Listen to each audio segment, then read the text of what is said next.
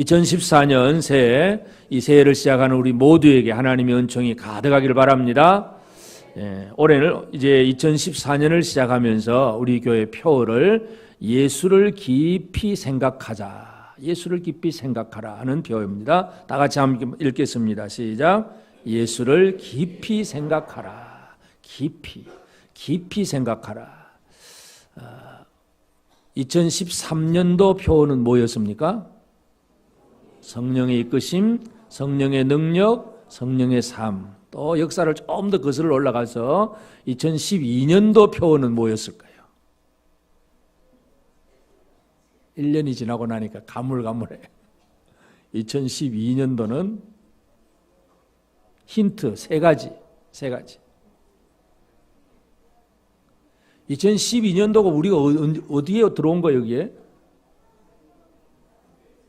새 예배당, 새 사람, 새 일. 이제 기억이 나셨고. 새 예배당에 새 사람으로 새 일을 시작하면서 성령으로 충만한 사람이 되는 것. 이것이 우리에게 가장 중요한 일이었습니다. 그러면 이제 이 성령으로 충만한 사람들이 하나님 앞에서 어떤 삶을 살아야 되느냐. 우리 안에 거하시는 성령은 우리로 하여금 뭘 하게 하시느냐. 한마디로 2014년의 해답은 뭐냐 하면 예수를 좀 깊이 생각해라. 성령님은 그런 말씀을 하십니다. 성령님이 하시는 일이 바로 그 일입니다. 성령님은 우리 안에 거하시면서 예수를 깊이 생각하게 하십니다. 그래서 예수를 깊이 생각하라. 이 왜 깊이 생각하려 하느냐. 오늘 우리가 새해 첫 시간에 이 부분을 함께 생각을 하고자 합니다. 이 한국 교회가 아주 크고 화려한 예배당, 큰 건물 보면 야 멋있다 화려할 정도로 아주 감탄사가 나올 정도로 화려함도 있습니다. 또 어떤 특징을 보면 아주 뜨거운 열정도 있습니다. 많은 열정을 가지고 많은 일을 하기도 합니다. 그래서 이 교회가 뭔가 잘 되는 것 같은데도 그런데 또 이단도 난무합니다. 왜 그럴까요? 뭔가 되는 것 같으면서도 여전히 문제가 생긴다는 얘기는 결국은 해답을 어디에서 찾아야 되느냐 하면 신앙의 깊이에서 찾아야 됩니다. 깊이를 잃어버리면 모든 것이 흔들리게 되어 있습니다. 그래서 2014년을 생각하면서 우리 교회가 진짜 우리가 하나님 앞에 추구해야 될 그런 신앙의 방향은 깊이입니다. 깊이. 그래서 예수를 깊이 생각하라. 히브리서 기자가 이 말씀을 전해주는 것을 우리가 이 올 한 해에 우리 전체의 표어로 함께 삼고 생각하기를 원합니다. 왜냐하면 깊음이 없으면 어떻게 되느냐? 깊이가 있으면 어떤 사람이 되느냐? 깊이가 있으면 한마디로 쉽게 말해서 흔들리지 않습니다. 깊이가 있으면 많은 바람이 불고 뭐가 있어도 뿌리가 깊은 나무는 어떻게 됩니까? 태풍이 와도 뿌리가 깊은 나무는 가지는 흔들릴 수는 있어요. 그러나 결코 넘어지지 않습니다. 그러나 뿌리가 얕은 나무는 조그마한 바람에도 그냥 넘어질 수밖에 없습니다. 예수님이 4가지 밭의 비유를 말씀하셨죠. 그 중에 두 번째가 돌밭입니다. 이 돌밭에는 씨앗이 떨어져서 뿌리를 내립니다. 근데 뿌리를 내리는데 조금 내려가다 보니까 그 땅 속에 돌이 있습니다. 돌 속으로는 뿌리가 내려갈 수가 없어요. 내려갈 수가 없고 흙도 얇기 때문에 금방 말라버렸습니다. 햇빛이 내리쬐고 이게 고난이에요, 고난. 뜨거운 햇빛이 내리쬐고 그냥 그 바람 불고 하니까 뿌리가 금방 말라버리니까 성장이 안 되는 거예요. 결국은 이 깊음이 없다는 거, 뿌리에 깊음이 없다는 얘기는 여러 가지 환란에 대해서 쉽게 넘어간다는 얘기입니다. 사탄은 지금도 교회를 무너뜨리려고 애를 씁니다. 우리 성도들 한 사람 한 사람 믿음의 생활을 무너뜨리려고 사탄은 지금도 애를 쓰고 있습니다. 그렇기 때문에 오늘 우리가 이 2014년을 시작하면서 나는 이 신앙의 뿌리를 얼마나 깊게 뿌리 박았을까? 예수를 얼마나 깊이 생각하고 있을까? 이 부분을 우리 모두가 함께 점검해 보기를 바랍니다. 여러분 어떻습니까? 여러분 신앙의 깊이가 좀 깊다고 생각하십니까? 어떤 환란이 와도 어떤 사탄의 시험을 갖다 줘도 전혀 끄떡도 하지 않으십니까? 어떻습니까? 조금만 뭔가 문제가 생기고 힘든 일만 생기면 아이고 못 살겠다 그냥 그렇게 나오십니까? 전혀 끄떡도 하지 않으십니까? 이 2014년 깊은 신앙을 가지고 어떤 환난 속에서도 흔들리지 아니하는 그런 삶이 되기를 바랍니다. 옆 사람에게 축복 인사, 우리 흔들리지 맙시다. 깊으면 흔들림이 없습니다. 얕으면 쉽게 뿌리 뽑히고 흔들립니다. 생각이 깊으면 어떻게 될까요? 사람이 생각이 깊으면 이 생각이 깊은 사람은 쉽게 자기 스스로에 대해서 실수하지 않습니다. 왜 사람이 실수하느냐? 생각이 얕기 때문에 그렇습니다. 생각이 깊은 사람은 말과 행동을 함부로 하지 않습니다. 잠언 15장 28절에 이런 말씀이 있습니다. 다 같이 한번 읽을까요? 의인의 마음은 대답할 말을 깊이 생각하여도 악인의 입은 악을 쏟느니라. 의인은 어떤 사람이냐? 할 말을 깊이 생각하면서 말합니다. 악인은 그냥 쏟아내는 거예요. 나오는 대로 그냥. 지금 기분이 나오는 대로 그냥 쏟아내는 사람은 잠언에서 보면 악인이에요. 잠언에서 말하는 의인은 뭐냐 하면 할 말, 대답할 말을 깊이 생각해서 내가 이 말을 하면 저 사람에게 어떤 영향을 끼칠 수 있고 어떤 뭐 또 상처 주지 않을까 이것저것 생각해 가면서 진짜 해야 될 말만 다 골라서 하는 사람을 잠언에서는 의인이라 그렇게 얘기를 합니다. 의인으로 살게 되기 바랍니다. 이 생각이 얕은 사람들은 말로 실수를 합니다. 생각이 얕으면 가장 대표적인 사람이 에서 같은 사람인데, 자, 에서는 장자로 태어났잖아요, 장자. 쌍둥이로. 그 야곱은 얼마나 억울한 사람입니까? 안에서 어머니 뱃속에서 서로 먼저 나가려고 막 경쟁하다가 결국은 이 머리 디미는 걸 먼저 못하고 그냥 형이 나가니까 발꿈치 붙들고 나왔어요. 참 억울하다는 얘기예요. 내가 형이 돼야 되는데 같이 있다가 지가 머리 먼저 내밀었다고 지가 형이라고. 아주 이 야곱은 늘 야심찬 사람이었어요. 근데 에서는 자기가 형이 된 게 그렇게 좋은 줄 그걸 몰랐어요. 어느 날 사냥을 하고 실컷 했는데 한 마리도 못 잡고 돌아와서 배가 고픈데 동생이 팥죽을 쓰고 있습니다. 배가 꼬르륵 가는데 먹음직한 냄새는 나고 어떻게 합니까? 팥죽 달라 그러는데 야곱은 꾀가 많죠. 그러면 장자의 명분 팔아라. 장자 명분 뭐 보이는 것도 아니고 뭐 권리 정서 있는 것도 아닌데 그러니까 팔으라고 하니까 에서는 지금 당장 배고파 죽겠다고 그냥 그럼 네가 장자 해라 팔아버립니다. 그러니까 야곱은 막 팥죽에다가 막 다른 거 떡까지도 더 줍니다. 창세기 25장 34절에 보면 야곱이 떡과 팥죽을 에서에게 주매 에서가 먹으며 마시고 일어나 갔으니 그 다음 뭐라고요? 에서가 장자의 명분을 가볍게 여김이었더라. 가볍게. 이 가볍게 여긴다는 얘기가 생각이 깊지 않다는 얘기입니다. 여러분 우리가 가지고 있는 우리 삶의 위치 이 명분이 얼마나 중요한가를 깨달아야 됩니다. 하나님의 아들 이 신분이 이 온 우주 속에서 얼마나 고귀한 것인가를 우리가 생각을 해야 됩니다. 사람들은 뭐 사람 아니면 자기 개인의 이름 또는 인권 그 얘기를 하지만 온 우주에 사탄 앞에 하나님의 아들이라고 하는 이 신분이 얼마나 고귀하고 능력 있는 신분인가 이거 참으로 소중하게 생각해야 돼요. 여러분 하나님의 아들답게 산다고 생각하십니까? 하나님의 아들답게 살기를 원하십니까? 내가 누구인가를 정확하게 이해하는 게 중요합니다. 그러니까 예수는 장자의 명분을 가볍게 여겼다. 깊이 생각을 안 했다는 얘기예요. 지금 배가 고프니까 지금 당장에 내 뱃속에서 쪼르륵 소리 나니까 이거 해결해야 된다. 장자의 명분은 손에 쥘 수 있는 것도 아니고 보이는 것도 아니고 만져지는 것도 아니고 그냥 네 해라. 그것이 얼마나 큰 하나님의 복을 잃어버리는 일인지 에서는 그것을 생각을 못했다는 얘기죠. 그러니까 깊은 생각이 없으면 가장 큰 복도 잃어버리게 되어 있습니다.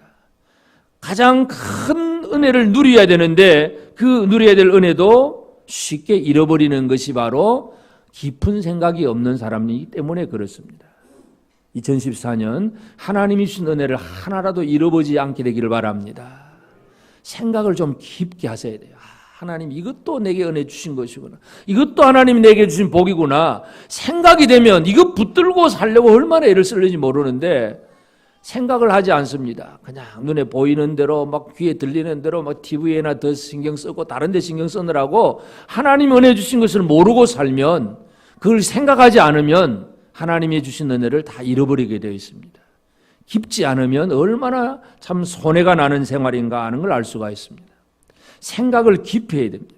생각을 깊이 하는 사람은 또 뭘 할 수 있느냐 하면 하나님이 주신 어떤 사역을 할 수 있는 기회, 찬스를 잘 살려서 하나님이 원하신 일들을 제대로 해나갈 수가 있습니다. 생각이 없으면 할 일을 못합니다. 생각이 있는 사람은 하나님 이거 나에게 하게 하신 거구나. 그럼 내가 해야지. 자기 할 일을 발견하게 됩니다. 생각을 하면 할 일을 발견하게 됩니다. 엘리사 선지자가 말씀을 전하러 왔다 갔다 할 때 수넴이라고 하는 동네에 한 여자가 있습니다. 이 수넴 여자는 엘리사가 자기 집에 들어올 때마다 기꺼이 환대하고 먹을 것 마실 것 내주면서 잘 대접을 했습니다. 그런데 이제 한두 번 하다 보니까 이 수넴 여인이 이래가지고는 안 되겠구나. 수넴 여인이 생각한 게 뭘까요? 엘리사를 위하여 뭘 만듭니까?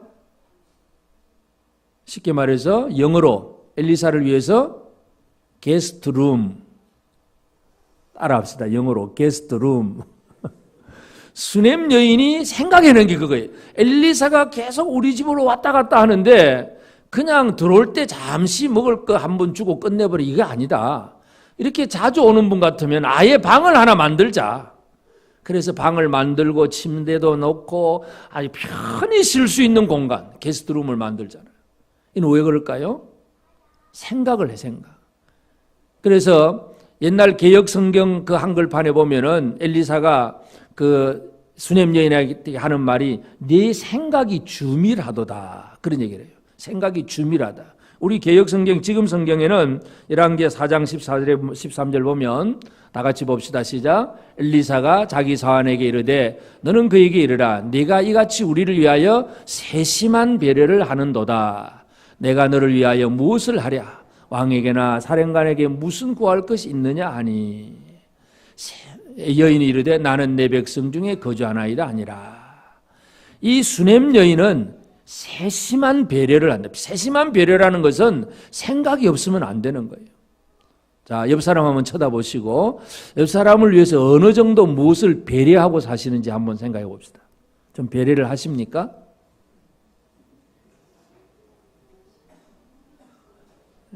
이 배려라는 것, 남을 생각해 준다는 것, 이 생각이 없는 사람은 이게 안 돼요. 생각이 있는 사람은 배려를 할 수가 있습니다. 이걸 영어로 하면 에티켓이 있다, 그렇게 표현합니다. 에티켓이 다른 게 아니고 남을 배려할 줄 아는 거예요.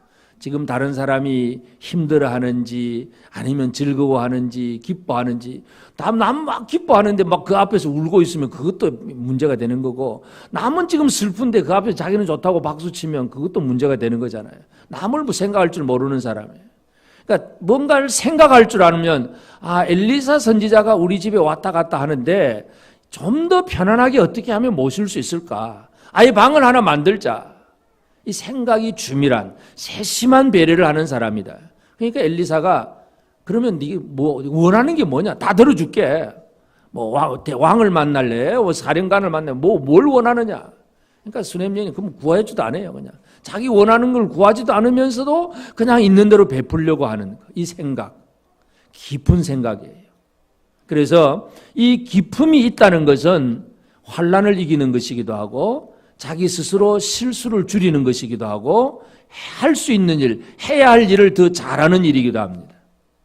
2014년은 우리의 삶의 목표가 이것입니다. 첫째는 흔들리지 않는 것. 두 번째는 뭐예요?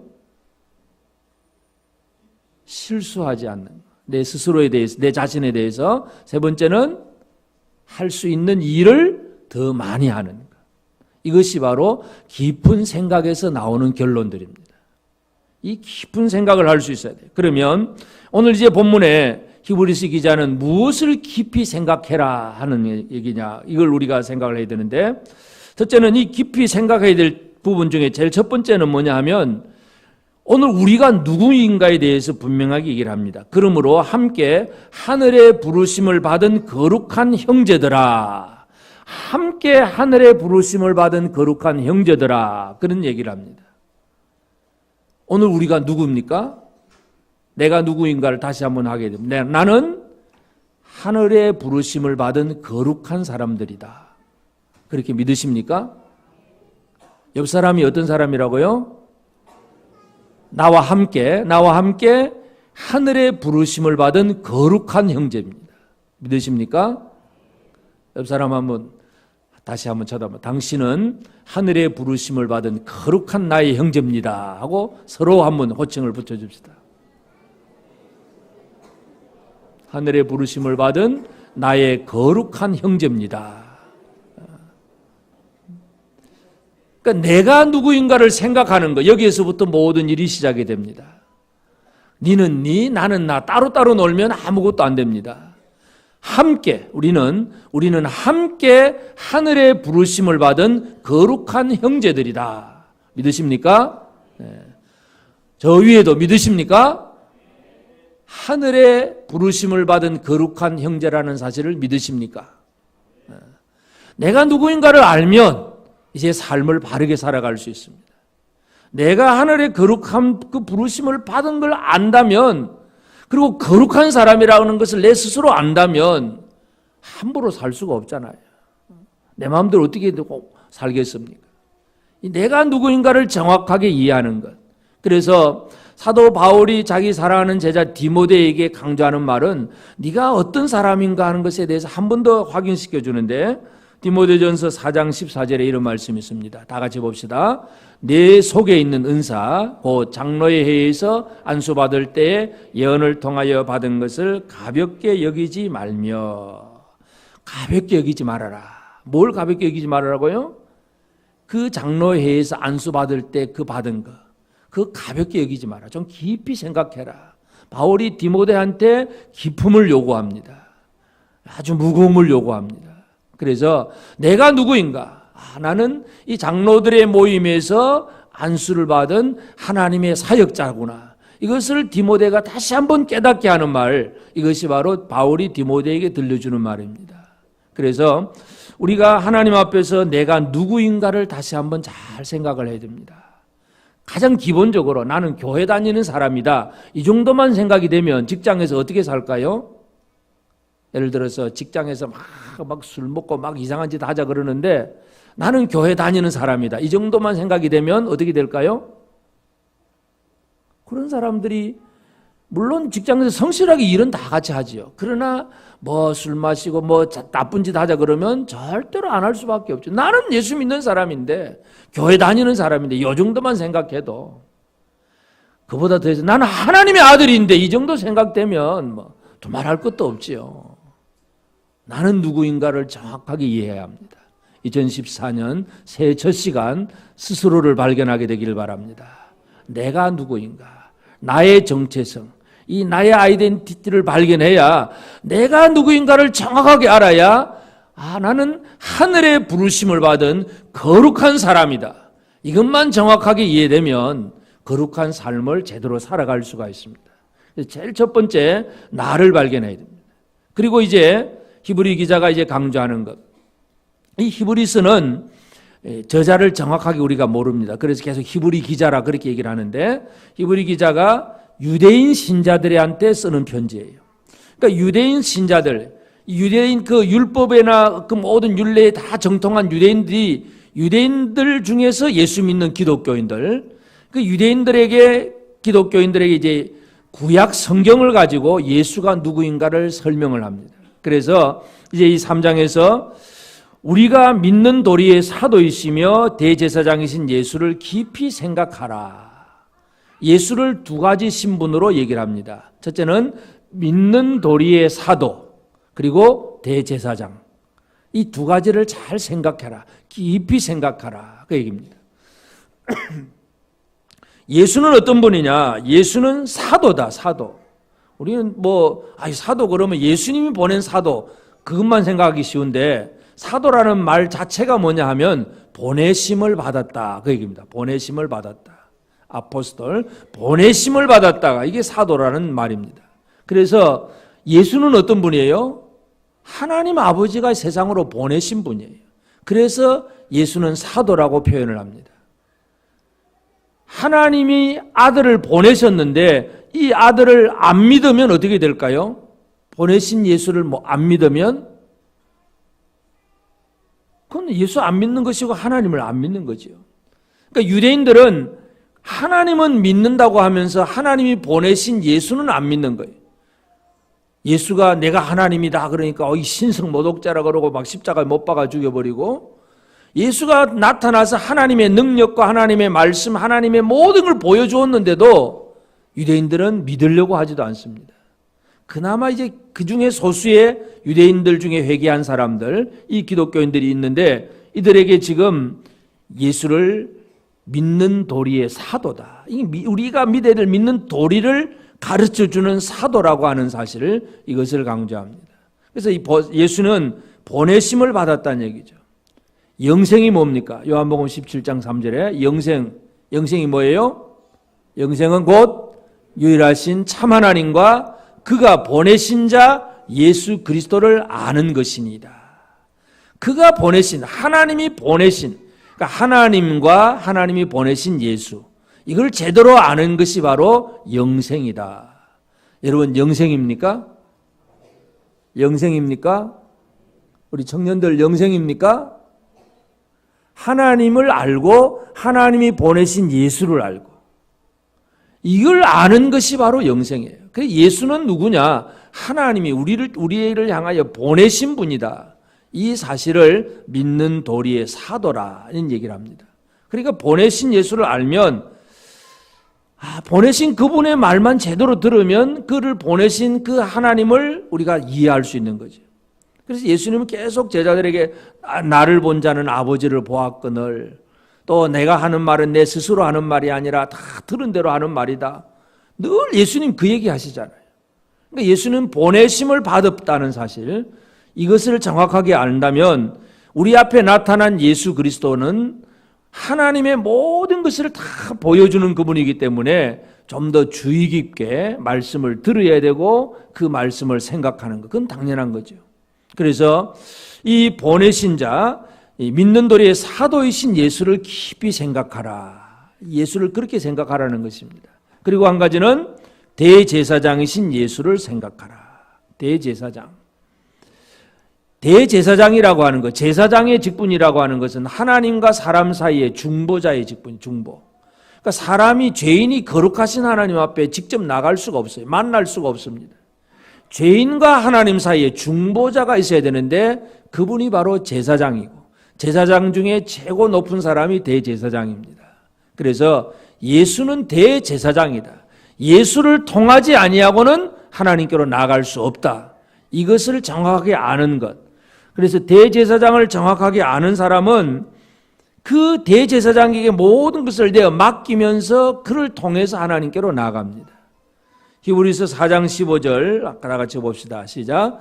우리에게 있는 대제사장은 우리의 연약함을 동정하지 못하실 리가 아니요 모든 일에 우리와 똑같이 시험을 받으신 이로되 죄는 없으시니라. 대제사장은 양쪽이에요. 하나님께도 나아갈 수 있고 사람의 연약함도 알고, 이게 중간 역할을 잘 하시는 분이 바로 유일하신 대제사장 예수 그리스도밖에 없습니다. 하나님과 죄인 사이에 단 한 분 대제사장은 예수 그리스도밖에 없습니다. 그래서 우리는 이 예수를 얼마나 깊이 생각해야 되는가. 이 올 2014년 이제 우리는 이 히브리서를 통해서 예수를 좀 깊이 한번 생각해 보기를 원합니다. 그러면 어떻게 생각을 해야 되냐, 어떻게 깊이 있게 생각해야 되느냐, 생각하는 방법입니다. 첫째는 기록된 말씀을 통해서 깊이 생각할 수가 있습니다. 다니엘서 9장 2절을 한번 봅니다. 다 같이 시작. 곧 그 통치 원년에 나 다니엘이 책을 통해 여호와께서 이 말씀으로 선지자 예레미야에게 알려주신 그 연수를 깨달았나니 곧 예루살렘의 황폐함이 70년 만에 그치리라 하신 것이니라.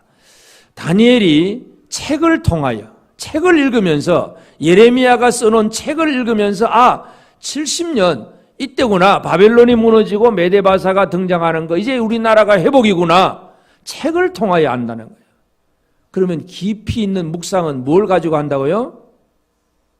깊이 있는 묵상은 뭘 가지고 하는 겁니까? 책, 성경책, 기록된 말씀. 말씀을 통해서 우리는 좀 더 깊이 예수 그리스도를 깨달을 수가 있습니다. 아무리 머리 좋은 사람도 성경이 없으면 아무리 꿈을 꾸고 뭘 가져도 예수를 제대로 모릅니다. 알 수가 없습니다. 기록된 말씀, 계시된 말씀, 책을 통해서 알 수가 있습니다. 또 한 가지는 전도서 7장 14절을 한번 봅니다. 시작. 형통한 날에는 기뻐하고 공고한 날에는 되돌아보아라. 이 두 가지를 하나님이 병행하게 하사 사람이 그의 장래 일을 능히 헤아리 알지 못하게 하셨느니라. 형통한 날에 기뻐하는 게 누구나 다 잘 알 수 있습니다. 공고한 날에는 어떻게 하라고요? 공고한 날에는 화면이 바뀌니까 금방 잊어버렸죠. 위에서 안 바꿔붙이면 모릅니다. 공고한 날에는 어떻게 하라고요? 되돌아봐라, 되돌아봐라. 이게 묵상하는 방법이에요. 공고한 날, 환난을 당하고 힘들고 병들고 어렵고 왜 하나님 이렇게 어려울까? 그 어려움을 당해서 묵상을 하는 거. 하나님이 나에게 뭘 하라고 하시는가? 내 깨닫게 하는구나. 내가 뭘 잘못했구나. 이 자꾸 이렇게 묵상하는 방법이에요. 그러니까 묵상이 두 가지예요. 말씀을 통해서 묵상하고 상황을 통해서 묵상하고. 이게 생각하는 방법입니다. 제가 새해 첫 시간 여러분에게 생각하는 방법을 말씀을 드립니다. 기록된 말씀을 가지고 묵상하시고 일어난 상황, 사건들을 가지고 묵상하시면서 이게 하나님의 뜻이냐, 예수 그리스도가 어떤 분이냐, 여러 가지를 많이 깊이 생각하는 그런 삶을 살아가야 됩니다. 그런데 아무리 생각을 잘해도 인간의 생각은 한계가 있습니다. 우리는 도움을 받아야 됩니다. 생각하는데 도움을 받아야 됩니다. 누구의 도움을 받아야 될까요? 요한복음 14장 26절 시작. 보혜사 곧 아버지께서 내 이름으로 보내실 성령 그가 너에게 모든 것을 가르치고 내가 너에게 말한 모든 것을 생각나게 하리라. 성령의 도우심이 없으면 생각이 안 납니다. 2013년도 표를 잘 기억해야 2014년도 표까지 연결이 될 수가 있습니다. 그때는 작년은 작년이고 올해는 올해고 따로따로 놀면 안 됩니다. 자, 연결이 잘 돼야 됩니다. 성령의 도우심으로 우리는 모든 것을 기억할 수 있습니다. 고린도전서 2장 10절도 한번 봅니다. 시작. 오직 하나님이 성령으로 이것을 우리에게 보이셨으니 성령은 모든 것 곧 하나님의 깊은 것까지도 통달하시느니라. 성령은 하나님의 깊은 것까지 아시는 분이니까 그분의 도움만 받으면 예수 그리스도를 깊이 생각할 수가 있다는 얘기죠. 그러니까 성령을 결코 떠나서는 안 된다는 얘기입니다. 성령의 이끄심, 성령의 능력, 성령의 삶을 이는 이제 지나간 과거다 끝내버리면 안 됩니다. 그것이 지금도 현재 진행형으로 계속되어야 됩니다. 그래야 성령의 도우심으로 우리는 말씀을 읽을 때 깨달을 수가 있습니다. 성령의 도우심으로 어떤 상황이 벌어졌을 때야 이거구나 하고 하나님의 의도를 또 한 번 더 확인할 수 있습니다.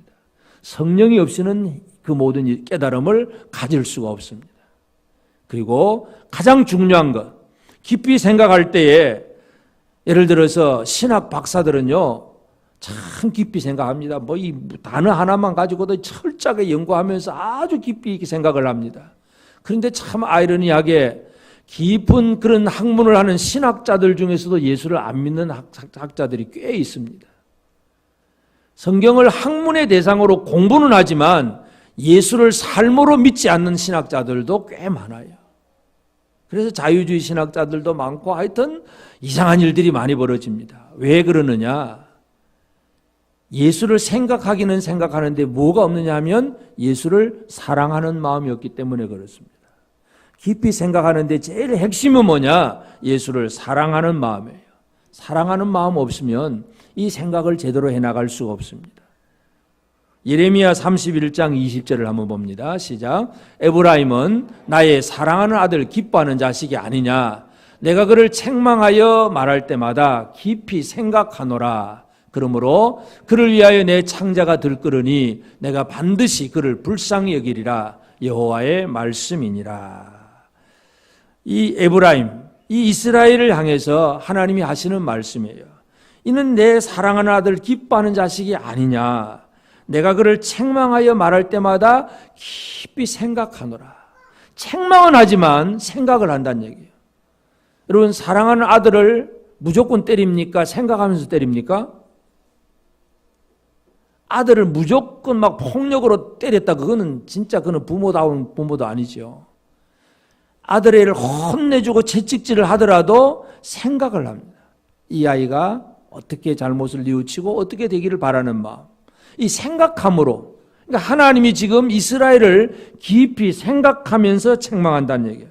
그러면서 그를 위하여 내 창자가 들끓으니, 이게 하나님의 마음이에요. 얼마나 이 속에서 안타까운 마음, 참 애달픈 마음이에요. 때리면서라도 이 하나님의 안타까운 마음, 이 마음을 가지고 그 에브라임을 징계하고 그리고 결국은 그를 불쌍히 여기게 될 것이다. 이 말씀이에요.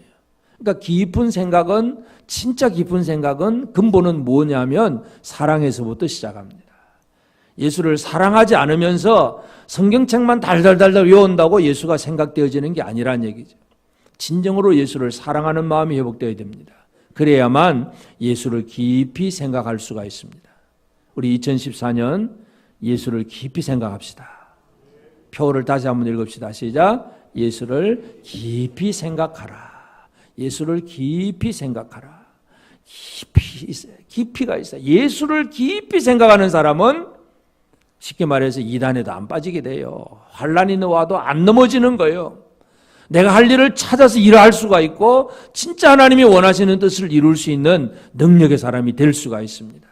예수를 깊이 생각하는 저와 여러분 모두가 되어지길 바랍니다. 이제